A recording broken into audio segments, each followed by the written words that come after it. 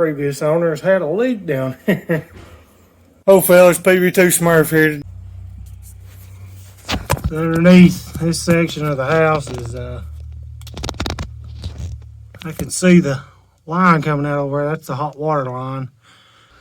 Hot water comes up, runs over, runs down into that line. Right here they at least put a valve in there, which is definitely leaked or been leaking. The line runs here. That's the line that runs through the wall, so it's definitely hot water. There's the line which is pushed through the wall. And so that hot water line runs all the way around this wall there. And then, so it's got to run from over there all the way over to right there where the water lines goes up and that drains at. So what I'm going to do is just run that line from over there and pull it over here. Leave plenty of slack so I can come back and nail it up. This is the other side of the wall where we're feeding 12-2 cable at. So, as you can see, push so much, but when it gets bunched up on the other side, it's hung up. It has appeared that they ain't just gonna pull through there or push a two-man job. So to shed some light on it, what I'm gonna do is overlay it by about that much, and I'm gonna black tape it. I'm sorry, we call it black tape, call it vinyl tape on there, so that way I can just leave the reel to the fish tape over there. Then I'll be able to just pull on it and it'll pull all the slack out.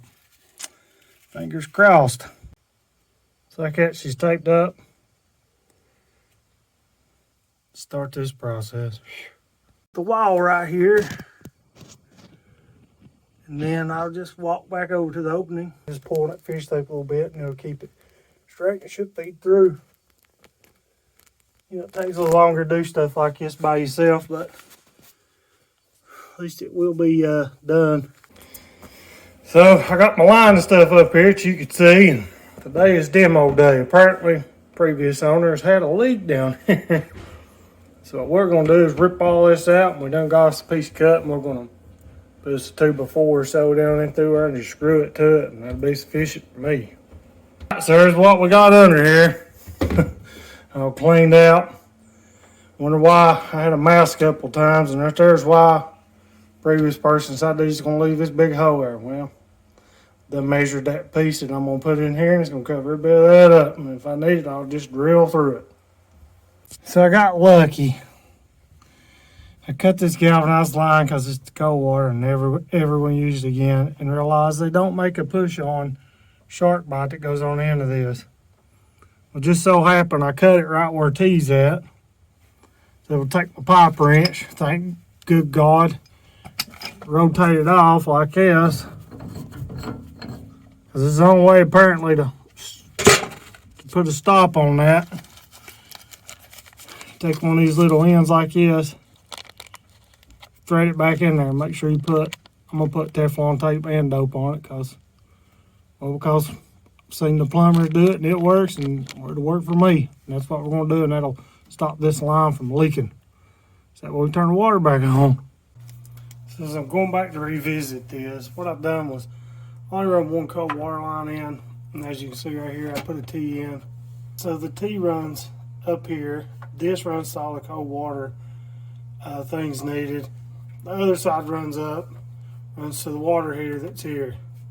The reason why I did this set this way is because the water heater is such a long run from that spot to here, this being the farthest fixture by far from the water heater, that it took about a minute and a half, maybe 45 seconds, depending on the temperature outside, to get water that's hot to this fixture. So in doing this, it's allowed me to get, I can use this and I can get water running to the sink for less than about 3 or 4 seconds, and it's hot.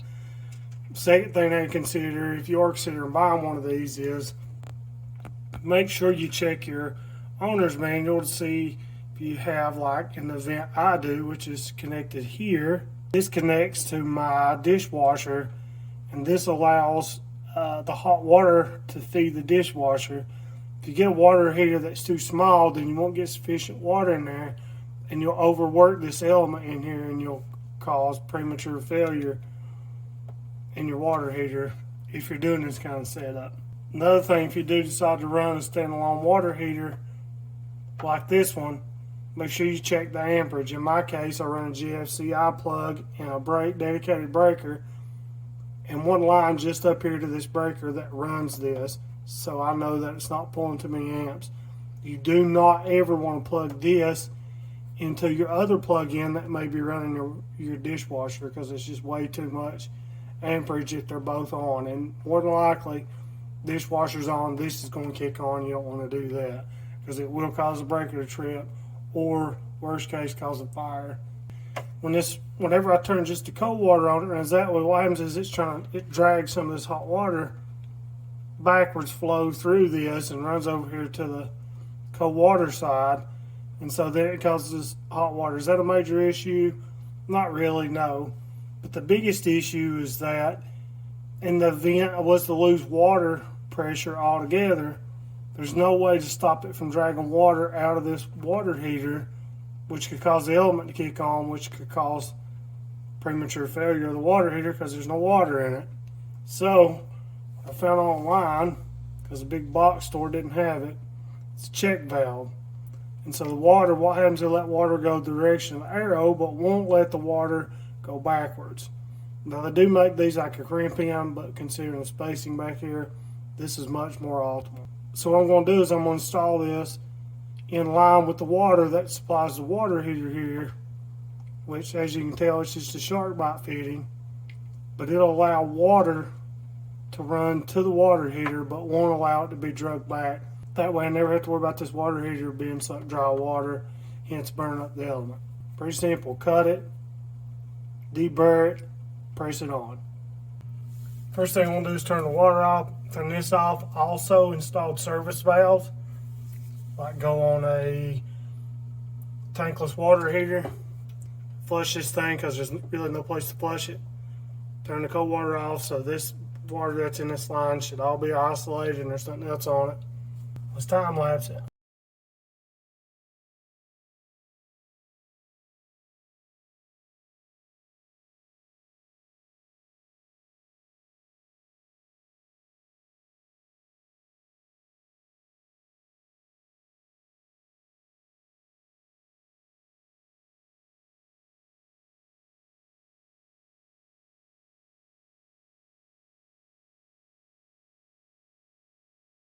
Now I got my valve installed. You can see the arrow over here. Zoom in. The arrow's pointing up. That's the way I want it. It's pushed right in. I always turn quarter turn valves on really slow, so just a little bit. You never want to crank it on. It's too much pressure for everything, so just go slow. Turn it all the way on.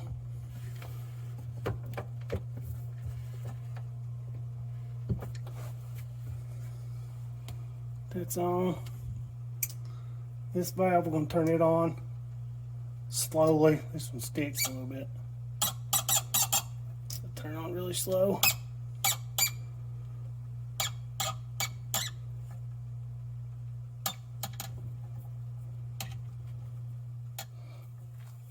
Turn the hot water at the sink on.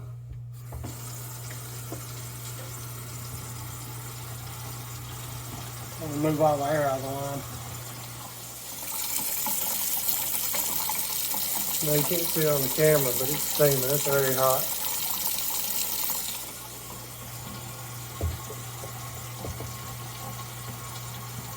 Check for leaks.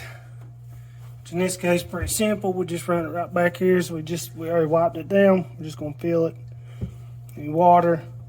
Check with a flashlight. Make sure there's no water puddling under it.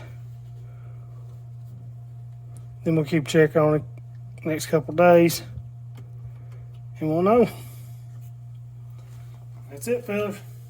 Hey, fellas, I appreciate you for tuning in on the video. If I have anything that I missed, could have done a little bit better or whatever, let me know in the comment section below. As always, guys, remember, your rig, your call.